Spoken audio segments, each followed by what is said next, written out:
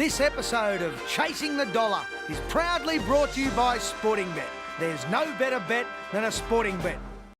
Well, hello and welcome to Chasing the Dollar, brought to you by Sportingbet. Ben Damon is my name. I'm joined, as always, by Adam Pengilly. Adam, the biggest 3 weeks of the year in New South Wales greyhound racing. It all ends with Gregory Averbale taking out the Golden Easter egg. We didn't pick that. Well, I certainly didn't pick it, Ben, and I'm sure a lot of people didn't pick that either. Gregory Averbale was a huge winner at massive odds in the Golden Easter egg final and blew us out of the quaddy as well, which wasn't a help.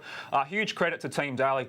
And let's not forget they won the Ambrosoli with Spud Regis as well, capping off a magnificent month of racing for them at Wentworth Park, and I'm sure they'll be looking forward to getting back to Wentworth Park again soon. Yeah, they most certainly will. We're getting back to Wentworth Park straight away because racing continues, of course, on Saturday night. We're going to go through the quaddy legs with Adam, and it all kicks off with a staying race over the 720 there. This is race number 5 on the program. I'm going to go with Miss Nicole here, Ben, in the first leg of the quaddy. If you have a look at her run on paper last week in the Association Cup final behind Fancy Eliza, yes, she did come last, and yes, she was beaten a long way, but she was slow out of the boxes like she always is.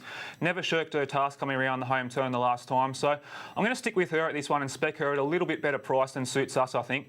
She's got a vacant box on her outside, I think, which will help because she's always tardy away from the lids. And I think if she's 3 or 4 lengths within suits us coming around the home turn at the last time, she's a massive chance of running that dog greyhound down, even though he did beat her pretty comfortably at Richmond over the 600 metres before the Association Cup. Ken Burnett brings Suits Us back to Wentworth Park for this test after missing the Association Cup series. He's obviously the dog to beat and looks the likely leader in the race. I'm just prepared to spec Miss Nicole at a little bit better price. I've included Regal Gate for third here. He was an impressive winner at Dapto a fortnight ago. He'll be coming across towards the lead here. Again, I expect his biggest test is going to be late, having his first start at the staying trip for a while. And I've thrown in Ebby Miss for fourth. She's had a stop-start beginning to 2013. She's got a bit of ability. She bombed the start at the sprint trip last time out, but I think she'll be much more competitive over the 720 metres on Saturday night. That takes us to race number 6 on the program. This is the free-for-all. There's your field. It's a pretty strong one too for the free-for-all. My Sweet Love, pretty good last week. She was, Ben, ran pretty good time as well. I'm going to stick with her on Saturday night. I know Charmed Assassin is obviously the danger in the race, but I thought My Sweet Love was absolutely fantastic last week. She's racing in career best form. She's drawn closer to the rails. And if she can step cleanly and balance up early, she's going to take a power of catching in this race. I've put Charmed Assassin in for second. He was magnificent winning the new Sensation series last week. I think the big danger for him is whether he's going to be able to cross My Sweet Love in the run to the post for the first time. I know on score of time they were pretty close last week, but I think My Sweet Love might be able to pinch a break at the post the first time and be very hard to run down. I've included Kobe J for third. He's going to want to go left at box rise, and the greyhound which is drawn inside of him in Magic Fancy will step right, so who knows how he's going to end up after that. But having said that, his record is really good from inside boxes, and I think he's a greyhound who could be on the way up. And throw in Gotta Be Fancy for your multiples. She's been mixing her box manners a little bit of late, but she's an honest try and will be running on at the finish. That takes us to race number 7. It is the third leg of the quaddy, a 5th grader, and not too many household names in this slot, Adam. No, there's not, Ben. It's a bit of a lottery race, I think, here. I'm going to go with Burrell and Norris from the rails box for this one. There's a lot of speed drawn on the outside of the race with Not Disguised, Corbel and Classy, Triggsy and Emily Dawn all drawn wider out in the track. I'm going to forgive Burrell and Norris on her run last week. She copped a whole lot of interference leaving the first turn going into the back straight the first time of asking. And I think with a lot of speed drawn on the outside, if those greyhounds can cause a little bit of trouble to each other, she might be able to pinch a winning break along the rails here on Saturday night. I'm going to throw in Triggsy for second. He's a highly talented pup and he's obviously got a lot of ability. I'm just a little bit concerned about the fact that there's a lot of speed drawn out wide in this race, and if he cops any trouble at all going into the first turn, he might have a bit of trouble catching Burrell and Norris. No doubt if he gets a bit of clear running room, he's going to be definitely hard to hold out in the final stages.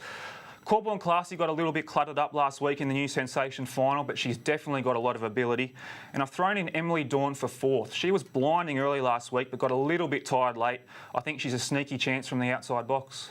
Let's have a look at the last leg of the quaddy. This is race number 8. It's a 4th and 5th grader, and it's a very, very open race, this. There's chances all over the place. Adam, who are you going with? There is, Ben. I'm going to stick with Mr. Bow here on Saturday night. It will be with a little bit of a disclaimer. I'd much rather get the pen and notepad out on Saturday night for this race rather than the wallet. There's a whole stack of chances. I can probably make a case for at least 5 or 6 of them on current form at the moment. I'm probably hoping more than anything that Mr. Bow might be able to relish the outside box draw on Saturday night. He's had a ton of bad draws drawn inside. To say he's a tardy beginner is probably doing him a massive favour, I'd imagine. But I'm just hoping more than anything that out in box 8 he might be able to get a bit of clear running room and motor home late. He has run time at Wentworth Park before, so I'm definitely saying he's going to be a chance on Saturday night. I've included Lagoon Illawarra for second. She's also well boxed in this race. She's a really consistent beginner who gets into stride early. If she can balance up and get that high cruising speed that she's known for, she's definitely a chance in this race. I've thrown in Chief Raider for third. I really liked his run last week at Bathurst. It was his first run for 5 months. Nothing went right from him off the rails at a pretty horror 450 metre start at Bathurst. But if you have a look at the final stages of that race, he absolutely savaged the line, and he's going to keep improving from that.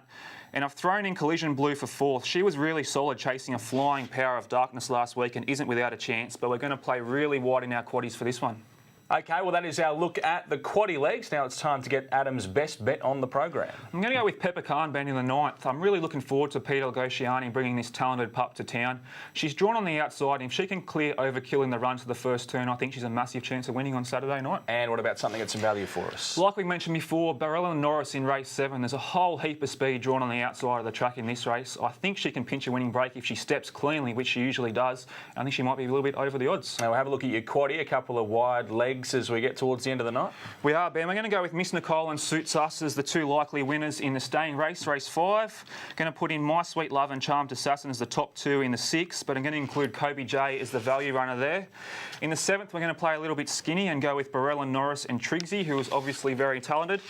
And the last, it's an absolute take your pick here, but we're going to include Lagoon Luana, Corborn Brody, Chief Raider, Collision Blue and Mr. Bow. And after all that, we've left out Goodwin Future, who absolutely loves box 7, but we can't have them all. It is a tough night, that is for sure, at Wentworth Park, but they can't all be golden Easter eggs, Adam. They can't, Ben. It's a bit of a run-of-the-mill program, but it doesn't matter. If we get a winner, we'll be happy. We certainly will, and we'll see you next time on Chasing the Dollar. This episode of Chasing the Dollar is proudly brought to you by Sportingbet. There's no better bet than a Sportingbet.